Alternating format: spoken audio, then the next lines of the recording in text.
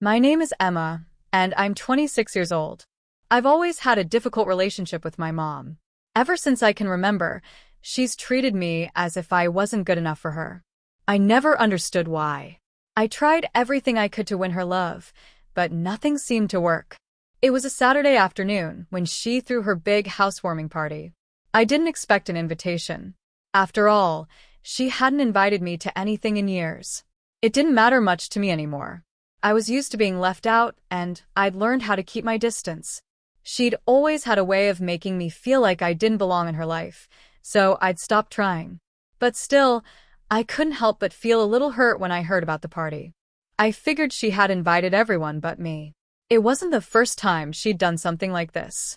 I decided to stay home that evening, scrolling through my phone and watching TV. It was quiet. I was used to it, and I didn't mind. The truth was, I had stopped caring about trying to fit into my mom's world. But then something happened that changed everything. The phone rang.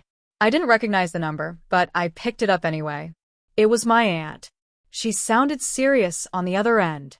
"Emma, you need to come to the reading of Grandma's will," she said. "It's important." I felt a mix of confusion and curiosity. My grandmother had always been a kind woman to me, and I loved her dearly. But I hadn't expected anything from her, certainly not a will reading. The timing felt strange, but I agreed to go, not knowing what I was about to hear. I drove to my aunt's house that afternoon, my mind racing with questions. What did my grandmother leave behind? Why was it so urgent that I had to be there? My aunt didn't give me any answers over the phone, and I had no idea what to expect. When I arrived, there were a few other relatives already gathered in the living room, talking quietly among themselves. I didn't recognize everyone, but I figured most were distant cousins. It felt strange to be there, like I was intruding into something that wasn't meant for me. I sat down in a chair, nervously fidgeting with my hands. It wasn't long before my mom entered the room, her expression cold and distant. She glanced at me briefly, her lips tightening, but she didn't say a word. I had gotten used to her silence by now. It didn't hurt as much anymore. The lawyer, Mr. Smith, arrived shortly after. He was an older man with glasses perched on the edge of his nose, and he immediately went into formal mode, pulling out a thick envelope with my grandmother's name on it. "Thank you all for coming," Mr. Smith said. "We are here to read the will of Mrs. Elizabeth Brown.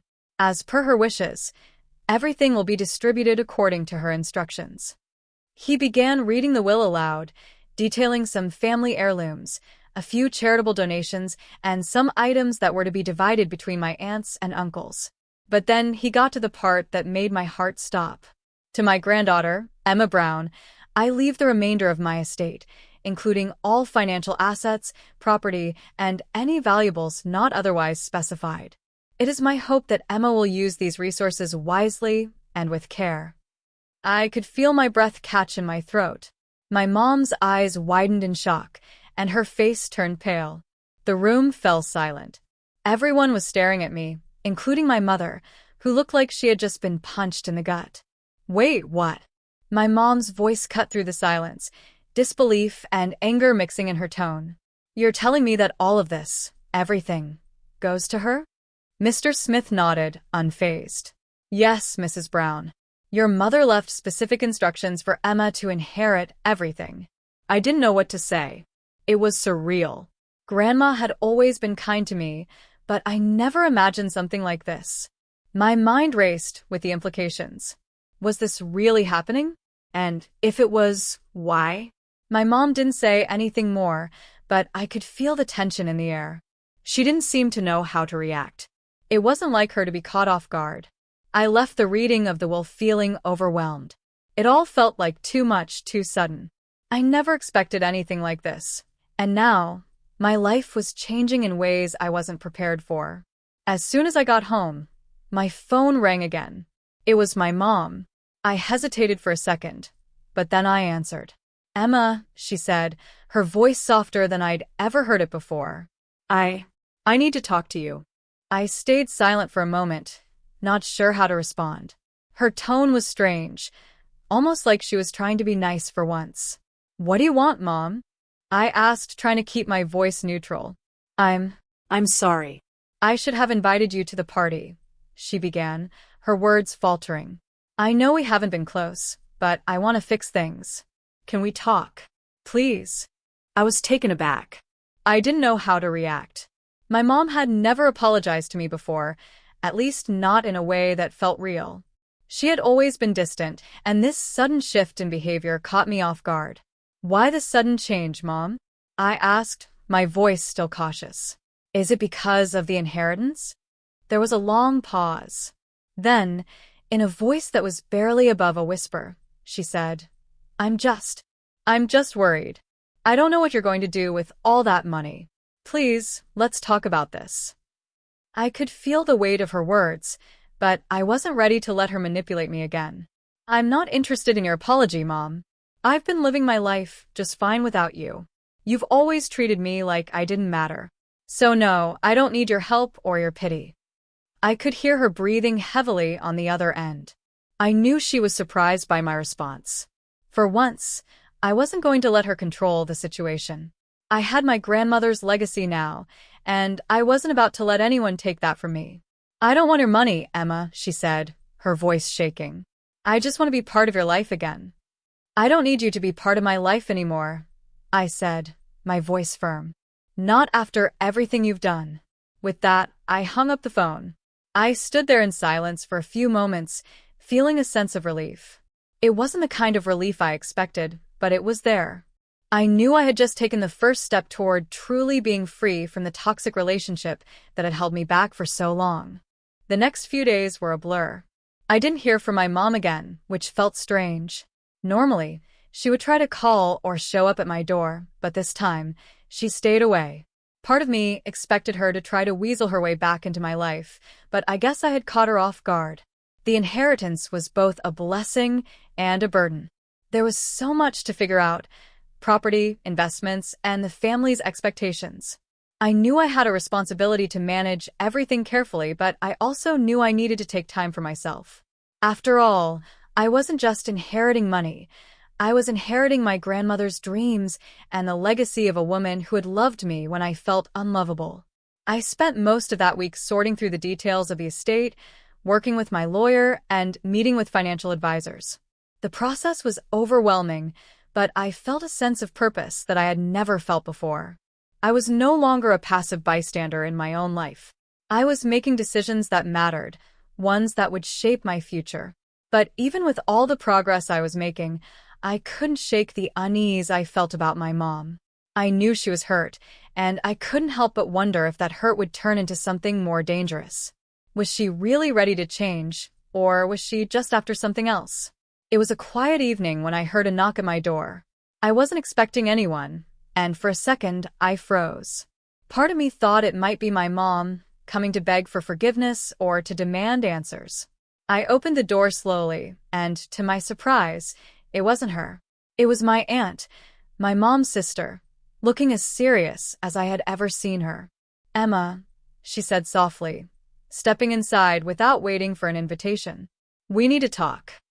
I didn't have the energy to argue, so I motioned for her to sit. She looked troubled, her eyes darting around the room as if searching for something. What's going on, Aunt Claire? I asked, my curiosity getting the best of me. She sighed deeply. I know your mom's been difficult, but there's something you need to know about your grandmother's will. Something I didn't tell you. My heart skipped a beat. What do you mean?